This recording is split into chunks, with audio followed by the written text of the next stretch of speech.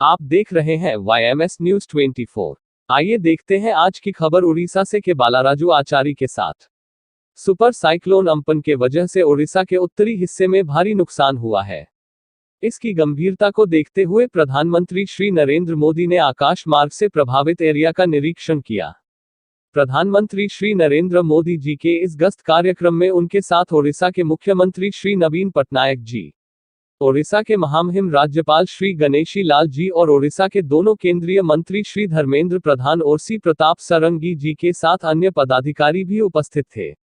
प्रधानमंत्री जी ने आकाश मार्ग से स्थिति का जायजा लेने के बाद भुवनेश्वर एयरपोर्ट के सम्मेलन कक्ष में एक समीक्षा बैठक का आयोजन भी किया था, जिसमें प्रधानमंत्री श्री नरेंद्र मोदी जी ने ओडिशा सरकार का और ओडिशा के मुख्यमंत्री श्री नवीन पटनायक जी की खूब प्रशंसा किया। उन्होंने कहा कि नवीन जी की सरकार कोरोना और सुपर साइक्लोन अम्पन का बहुत ही अच्छी तरह से मुकाबला किया है और जो भी नुकसान हुआ है ओडिशा सरकार की द्वारा हिसाब करने के बाद केंद्रीय टीम भी आएगी और जो भी आवश्यकता है केंद्र सरकार की तरफ से जरूर मदद की जाएगी, मगर फिलहाल अभी तत्काल आवश्यकता को ध्यान में रखते हुए केंद्र सरकार के तरफ से 500 करोड़ की सहयोग राशि देने का घोषणा किया है। भुवनेश्वर ओडिशा से स्टेट ब्यूरो चीफ के बालाराजू आचारी की रिपोर्ट। सुपर साइक्लोन बहुत ही चिंता का विषय था।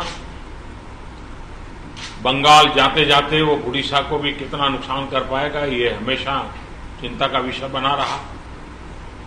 लेकिन जिस प्रकार से यहां पर व्यवस्थाएं इंस्टीट्यूशनलाइज हुई हैं, गांव तक नागरिकों को क्या करना है ऐसे संकट के समय, इसकी भली भांति जानकारी होने के कारण यहां जीवन बचाने में बहुत बड़ी सफलता मिली है और इसके लिए उड़ीसा के नागरिक, उड़ीसा का प्रशासन और उड़ीसा के मुख्यमंत्री श्रीमान नवीन बाबू, उनकी पूरी टीम अभिनंदन के अधिकारी है।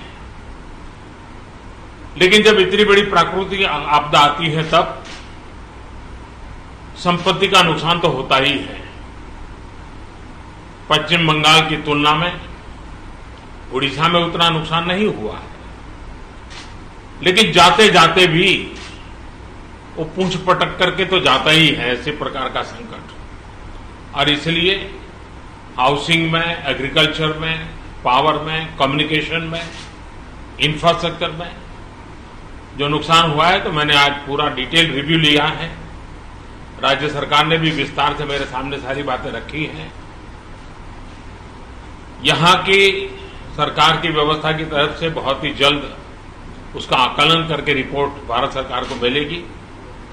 भारत सरकार की टीम भी तत्काल यहां पहुंचेगी और पूरी परिस्थिति का रिव्यू कर करके लंबे समय के लिए रिलीफ हो, रिस्टोर करने की बात हो, रिहेबिलिटेशन की बात हो, इन सारी चीजों को प्राथमिकता देते हुए काम आगे बढ़ाया जाएगा। लेकिन तत्काल आवश्यकता को ध्यान में रखते हुए भारत सरकार की तरफ से 500 करोड़ रुपया एडवांस व्यवस्था के रूप में देने का हमने निर्णय किया है और बाकी आवश्यकताएं एक बार कंप्लीट सर्वे होने के बाद, रिहेबिलिटेशन की पूरी योजना बनने के बाद